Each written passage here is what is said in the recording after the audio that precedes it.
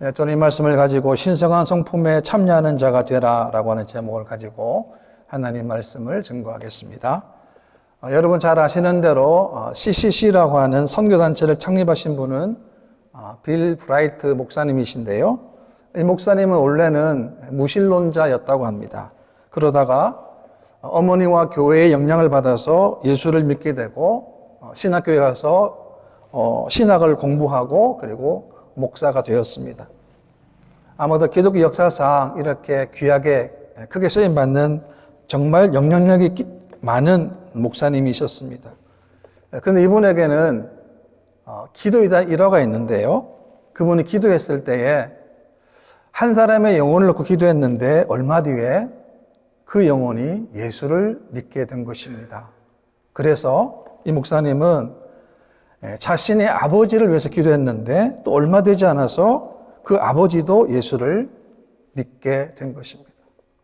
그러다가 계속적으로 영적 구원을 위해서 기도했는데 많은 자신의 기도의 대상이 되었던 사람들이 예수를 믿게 된 것입니다. 그러니까 이 선교단체를 세운 이유를 보게 되면 어떻습니까? 수많은 젊은이들에게 복음을 전하고 그 젊은 시절에 예수님을 믿게 만들어서 그들로 하여금 수많은 영적인 축복을 받게 하는 도구로 쓰임받게 한 목사님이 바로 이 빌 브라이트 목사님인 것입니다. 그렇기 때문에 우리 구원받은 성도들이 있어서 하나님을 체험한다는 것, 하나님을 경험한다는 것이 얼마나 귀한 일이고 얼마나 축복이 되는지 알 수 없다는 것입니다. 오늘 저는 본문에서 세 가지로 교훈을 나누고자 하는데요. 첫 번째는 신앙생활은 하나님을 알아가는 기쁨을 누리는 것입니다. 그게 무슨 말입니까? 우리가 참된 신앙생활은 하나님을 체험하는 것이고 그리고 하나님을 알아가는 것입니다. 예수 믿는 성도들의 특권이 바로 이것 아니겠습니까? 우리가 하나님을 알 수 있다는 거죠. 하나님은 어떤 분이십니까? 하나님은 영원하신 분이고 하나님은 변함이 없으신 분이고 하나님은 전지전능하신 분이고 하나님은 무소부지하신 분입니다. 그런데 그 하나님을 나의 하나님으로 믿게 된다는 거죠. 우리가 수많은 말씀을 들을 수 있고 수많은 설교를 들을 수 있는데 그 말씀 가운데서 그 하나님이 나에게 함께 하시는 그 하나님이 나를 통해서 역사하시는 그 하나님을 믿게 된다는 것입니다. 하나님은 사랑의 하나님이시고 자비의 하나님이십니다. 참으신 하나님, 또 기다리신 하나님이십니다. 그런 하나님은 무작정 참고만 기다리신 분은 결코 아닌 것입니다. 하나님은 또한 징계하시는 하나님이시기도 한 것입니다. 우리가 죄를 범하게 되면 우리에게 회개할 기회를 주십니다. 그런데 하나님은 회개할 기회를 주셨음에도 불구하고 회개하지 않게 되면 그 죄가 반복하게 되면 하나님은 징계하십니다. 그래서 우리가 하나님을 알면 알수록 인생의 방향이 분명해지는 거예요. 어떤 방향입니까? 다른 방향이 아닙니다. 우리의 방향은 한 가지입니다. 하나님이라는 거예요. 우리가 어떤 고난을 당하든 어떤 위협을 당하든 우리는 언제나 하나님을 바라볼 수 있다는 거예요. 왜? 우리가 이미 하나님을 체험하고 하나님을 만났기 때문에 그렇습니다.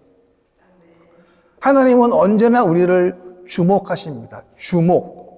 우리가 어떤 형편에 있든지 어떤 환경에 있든지 간에 하나님은 환경과 형편이 아닙니다. 하나님은 우리를 주목하신다는 거예요. 1절 말씀 보시게 되면 예수 그리스도의 종이며 사도인 시몬 베드로는 우리 하나님과 구주 예수 그리스도의 의를 힘입어 동일하게 보배로운 믿음을 우리와 함께 받은 자들에게 편지하노니라고 했습니다.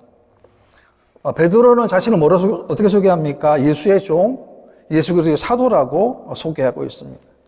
여러분 종이 뭡니까? 종은 노예 아닙니까? 사실은 가장 비참한 그런 신분 아닙니까? 그런데 누구의 종에 따라서 그 종은 달라질 수 있다는 거예요.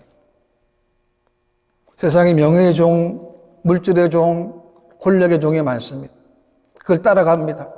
그러나 우리는 다릅니다. 우리는 오로지 예수님을 따라가는 종이기 때문에 똑같은 종에도 우리는 너무나 감격스러운 종이 될 수 있다는 겁니다. 왜? 우리의 주인이 영원하신 하나님이시기 때문에 그렇습니다.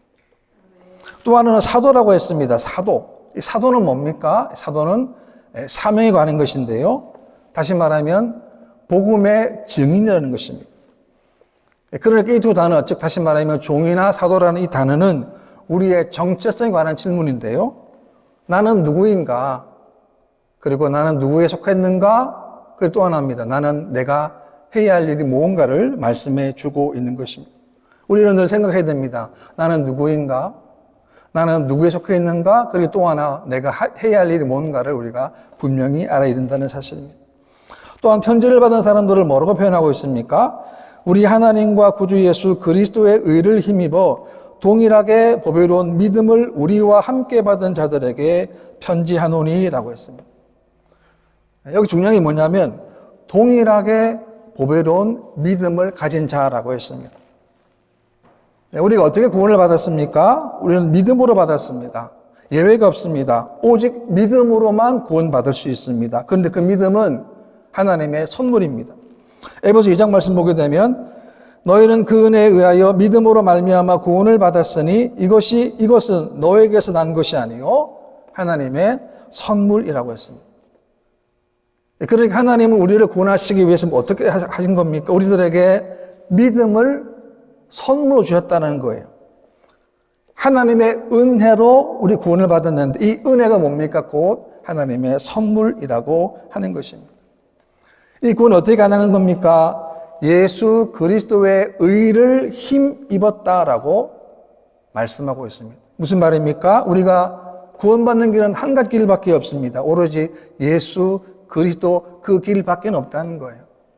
왜 그렇습니까? 우리의 죄를 위해서 유일하게 예수 그리스도가 십자가에서 대속피를 흘려주셨기 때문에 그 의로 우리가 의인이 되었다는 거예요.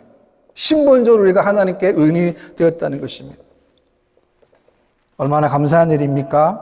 얼마나 귀한 일입니까? 그러면 우리가 구원받는 일에는 예수님으로 충분하다는 거예요. 예수님의 십자가로 충분한 겁니다.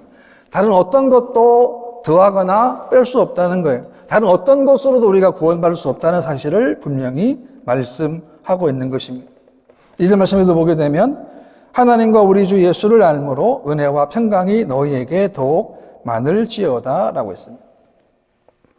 하나님을 알면 알수록, 예수님을 알면 알수록 은혜가 더 커집니다. 왜? 하나님 베풀어 놓으신 그 은혜를 우리가 알기 때문에, 깨닫기 때문에, 체험했기 때문에 그래요. 그리고 은혜가 어떻게 됩니까? 하나님의 평강으로 가게 되는 것입니다. 그래서 우리의 매일매일의 하루의 삶은 어떻습니까? 하나님을 더 알아가는 삶, 예수님을 더 알아가는 삶을 살아야 합니다. 왜? 그 알을 통하여 우리들에게 하나님의 은혜가 더 풍성해지기 때문에 그렇습니다. 근데 만약에 우리 삶 가운데 하나님의 은혜와 평강이 안 보인다면 그 이유가 뭘까요? 하나님을 아는 일에 별 관심이 없기 때문에 그렇습니다. 그러니까 하나님을 잘 관심이 없기 때문에 은혜를 모릅니다. 은혜를 모르기 때문에 은혜를 통해 주신 하나님의 평강을 모른다는 것이죠. 그래서 예수를 믿어도 답답한 겁니다. 우리는 매 순간순간마다 하나님의 은혜를 기억하고 하나님의 은혜를 발견해야 하는 것입니다. 왜 그렇습니까? 하나님 이미 우리들에게 그 은혜를 주셨기 때문에 그렇습니다. 3절 말씀 보게 되면 그의 신기한 능력으로 생명과 경건에 속한 모든 것을 우리에게 주셨으니 이는 자기의 영광과 덕으로서 우리를 부르신 이를 알므로 말미암음이라 라고 했습니다. 생명을 했는데 여기 생명은 어떤 생명입니까? 영원한 생명을, 즉 다시 말하면 영생을 의미합니다. 그리고 경건이라는 것은 좋은 예배를 드린다는 뜻입니다. 그러니까 경건이라는 것이 뭐냐면 생명의 열매라는 겁니다. 무슨 말입니까? 우리가 영원한 생명, 영원한 삶을 우리가 받았기 때문에 우리 삶 가운데 경건함이 나타낸다는 것을 말씀하고 있는 것입니다. 우리가 예배를 통해서, 삶을 통해서, 직장에서, 환경 가운데 우리는 하나님 믿는 자라고 하는 모습을 우리가 보여주어야 하는 것입니다. 하나님 우리들에게 필요한 모든 것들을 다 주셨습니다. 그렇기 때문에 우리들은 하나님을 최고로 섬겨야 합니다. 하나님 말씀을 가장 귀한 것으로 섬겨야 합니다. 그리고 하나님을 하나님 되게 섬기고 믿어야 하는 것입니다. 우리가 하나님을 알면 알수록 더 귀한 하나님이심을 우리가 깨닫게 되는 것입니다. 그렇기 때문에 우리의 신앙생활은 올바른 지식과 올바른 믿음에 근거해야 합니다. 그 근거가 뭡니까? 기준이 뭡니까? 다른 게 아닙니다. 하나님의 약속의 말씀이라고 하는 것입니다. 우리는 하나님 약속의 말씀을 믿어야 합니다. 왜? 너무나도 확실하기 때문에 그렇습니다. 너무나 귀하기 때문에 그렇습니다. 왜? 하나님은 약속대로 우리를 인도하시기 때문에 그렇습니다. 그 다음 두 번째는 그러면 어떻게 하면 우리가 신성한 성품에 참여할 수 있습니까? 4절 말씀 보게 되면 이로써 그 보배롭고 지극히 큰 약속을 우리에게 주사 이 약속으로 말미암아 너희가 정욕 때문에 세상에서 썩어질 것을 피하여 신성한 성품에 참여하는 자가 되게 하려 하셨느니라 라고 했습니다. 하나님은 성도들에게 뭘 약속하신 겁니까? 하나님 나라의 영광 그리고 영원한 삶을 하나님이 약속하셨습니다. 왜 약속하셨습니까? 그 이유는 정욕 때문에 세상에 썩어질 것을 따르지 아니하도록 하나님이 약속을 주신 거예요. 그 방법이 뭡니까? 신성한 성품에 참여하는 것입니다. 그렇기 때문에 성도의 평이 뭐냐면 우리가 매일매일의 삶에 경건이고 매일매일의 삶이 거룩함이어야만 하는 것입니다. 왜냐하면 정욕 때문에 세상에 썩어질 것이 우리를 유혹하기 때문에 그렇습니다. 인간의 특징이 뭡니까? 원래 창조되었을 때는 우리에게 하나님 형상이 있습니다. 창세기 1장에 보게 되면 하나님이 자기 형상 곧 하나님의 형상대로 사람을 창조하시되 남자와 여자로 창조하시고 라고 했습니다. 하나님의 형상으로 창조되었다는 말은 우리가 하나님처럼 만들어졌다는 그런 의미인 것입니다. 하나님의 형상은 오직 인간에게만 주어진 특별히 주어진 하나님의 은혜라고 하는 것입니다. 온 우주 만물을 다 창조하셨습니다. 해와 달과 별과 모든 지구의 모든 것들, 동물들을 다 창조해 주셨는데 사람에게만 하나님의 형상을 주셨습니다. 왜 그렇습니까? 그래서 하나님께서 인간들과 인격적인 관계를 맺게 하기 위해서인 것입니다. 그러나 불행하게도 인간은 죄로 인해서 그 형상을 잃어버리고 말았습니다. 어떻게 살아갑니까? 인간들은 자신의 정욕에 따라 살아가는 거예요. 여러분, 정욕은 뭡니까? 정욕은 우리 안에 숨어 있는 것입니다. 잘 보이지도 않고 다른 사람도 몰라요. 그런데 그것이 꿈틀대다가 결국에는 나도 모르게 정욕의 함정에 빠지게 되고 그리고 죄 가운데 거하게 만드는 것입니다. 우리는 모작점을 가진 피조물 아닙니까? 정말 연약하게 짝이 없는 존재라는 것이죠. 우리에게도 있는 게 뭡니까? 육신의 정욕이 있고 안목의 정욕이 있고 이성의 자랑이 있다는 거예요. 그렇기 때문에 이런 인격적인 부분을 우리가 보완을 해야 하는 것입니다. 그러니까 예수 믿는 사람들은 어떤 사람들입니까? 절대로 용서할 수 없는 사람, 절대로 사랑할 수 없는 그 사람을 용서하고 사랑하는 사람이 되는 거예요. 성경 말씀 뭐라고 그럽니까? 우리를 새로운 피조물이라 그러고 뭐라 설명합니까? 이전 것은 지나갔다는 거예요. 너무 감사하지 않습니까? 이전의 것은 다 지나갔기 때문에 우리가 뭐가 됩니까? 새로운 피조물 될 수 있는 거예요. 새로운 시작이 가능한 겁니다. 새롭게 출발이 가능한 거예요. 우리는 과거에 묶여 있으면 안 됩니다. 우리는 언제나 미래를 바라보고 주님을 바라보고 항상 그분을 향해서 우리는 걸어가야 하는 것입니다. 왜 그렇습니까? 우리가 날마다 새로운 피조물이 되기 때문에 그렇습니다. 5절부터 보게 되면 신성한 성품에 대한 말씀하고 있는데 5절 말씀 보게 되면 그러므로 너희가 더욱 힘써 너희 믿음의 덕을 덕에 지식으리라고 했습니다. 첫 번째 뭡니까? 믿음이라는 거예요. 믿는 사람들, 의인들은 믿음으로 살아갑니다. 유동치는 세상을 바라보는 것이 아닙니다. 누군가 하는 말을 듣는 것도 아닙니다. 우리는 오로지 하나님을 바라보고 말씀을 바라보며 살아가는 것입니다.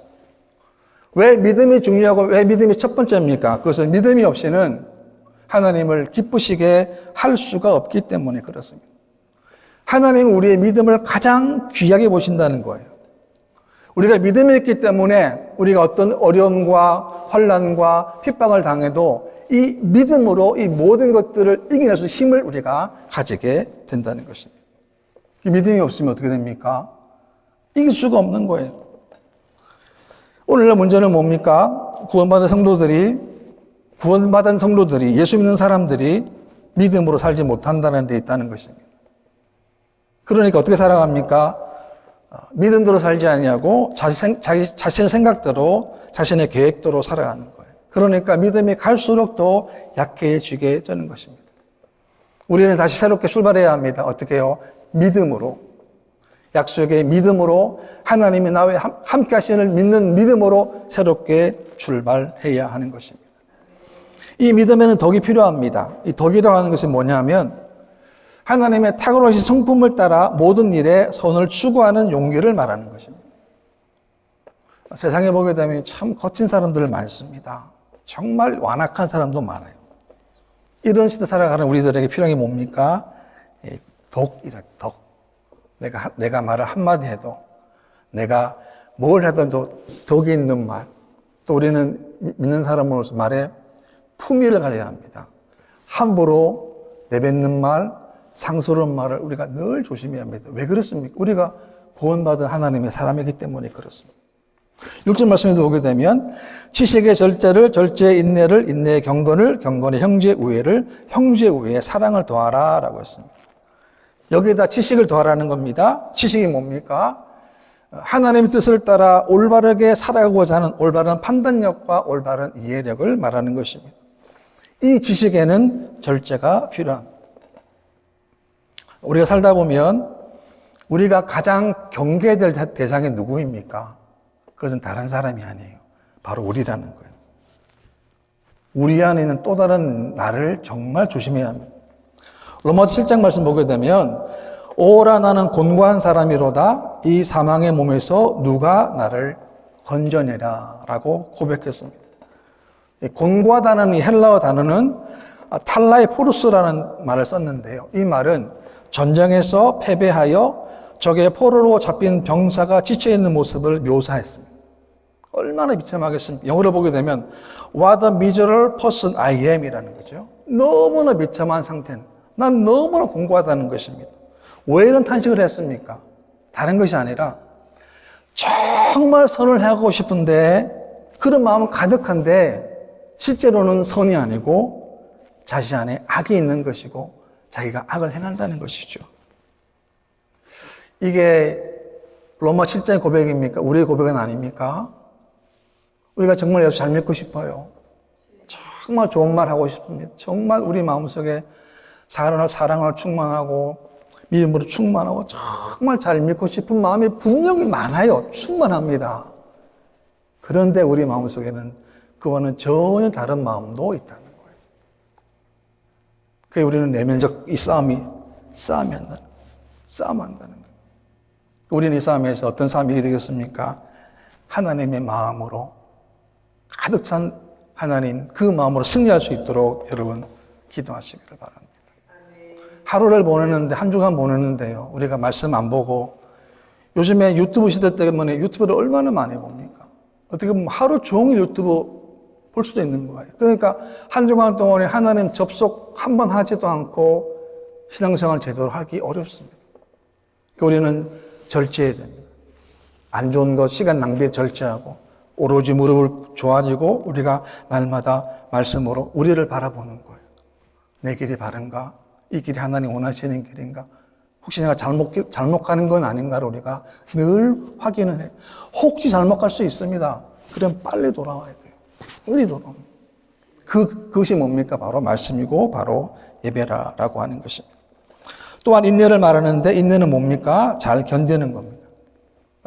단순하게 참는 것이 아닙니다. 그것은 말씀을 가지고 어떤 형편이 있다 할지라도 굴복하지 않고 계속 전진하는 것입니다. 믿음은 기다림을 통해서만 열매를 맺게 되는 거예요.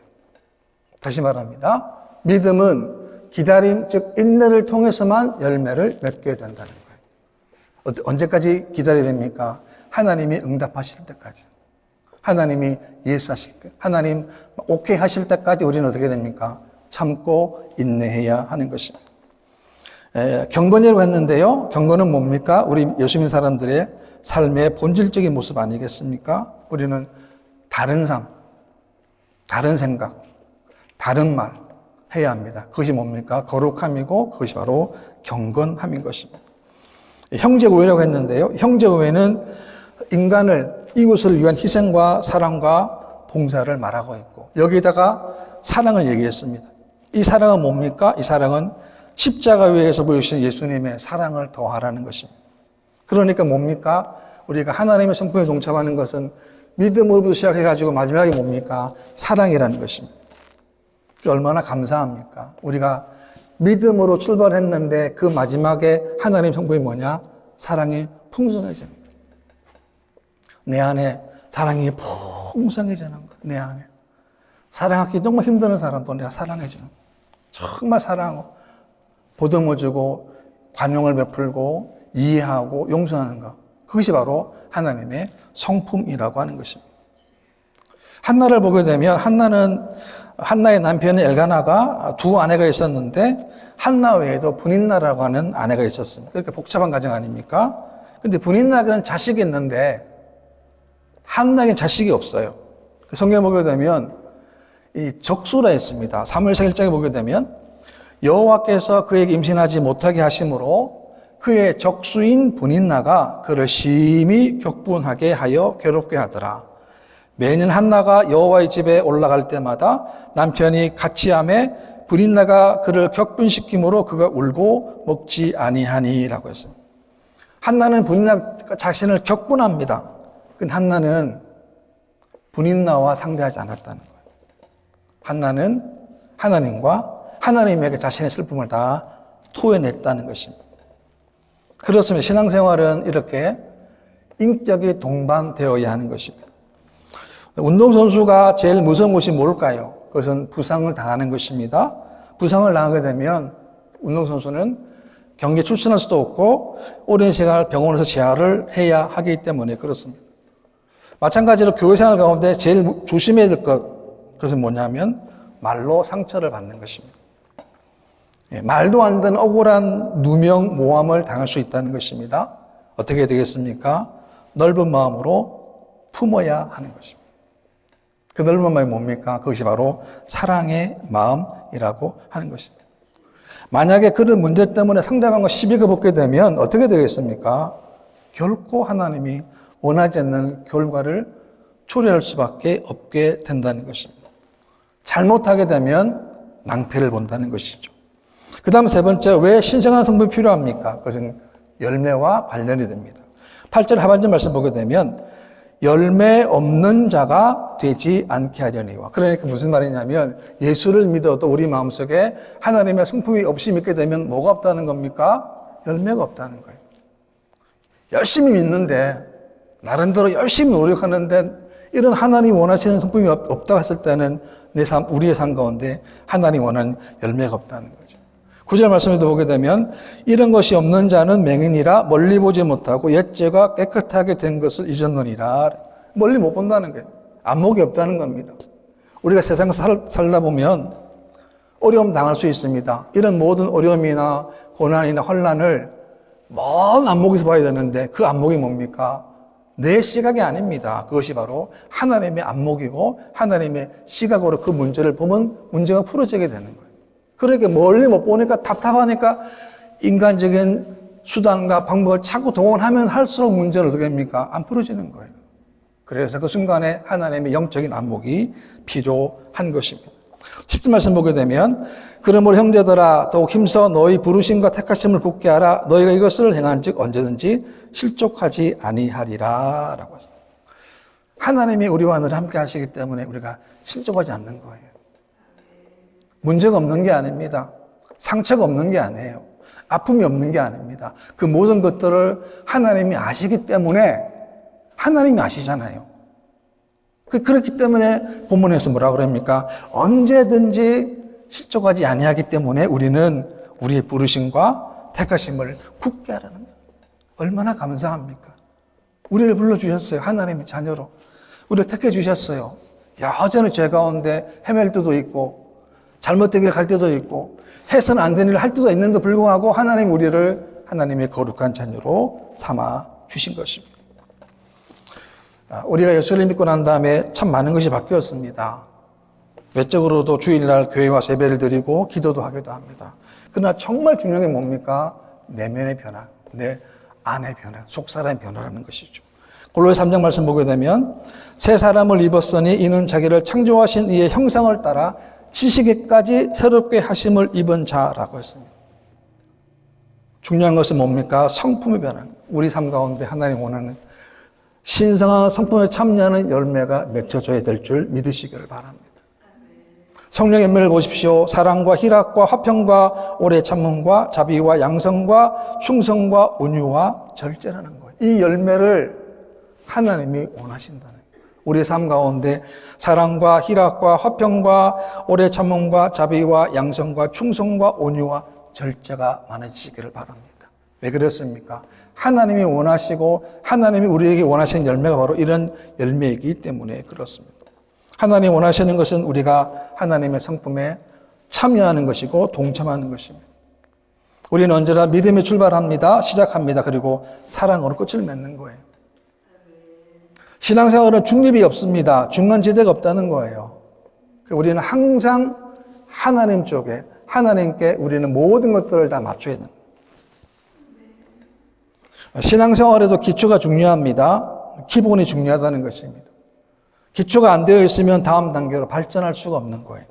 이제 다시 시작하는 겁니다. 어떤 시작입니까? 다시금 믿음으로부터 시작하는 거예요. 내가 어떤 환경에서도 하나님과 이 문제, 이 환난의 역경들을 대입해 보면 된다는 거예요. 이 상황 가운데. 왜? 하나님이 그 답을 하시기 때문에 그렇습니다. 경건과 형제 우애를 통해서 결국에는 어떻게 됩니까? 하나님 원하시는 사랑의 열매로 맺혀지게 됩니다. 이것이 뭡니까? 바로 신성한 성품에 참여하는 자의 모습인 것입니다. 벌써 우리가 1년의 절반이 지나고 있는데요. 우리가 매 시간마다, 매 주일마다, 매 또 한 달마다 해볼 때마다 하나 우리 마음속에 더 넓혀달라고. 좁아지는 게 아니라 하나님 더 넓혀주시옵소서. 더 많이 품을 수 있도록 도와주시고, 더 많이 사랑할 수 있도록, 더 많이 이해하고, 더 많이 용납할 수 있는 그런 여러분 되시기를 주님의 이름으로 축원합니다.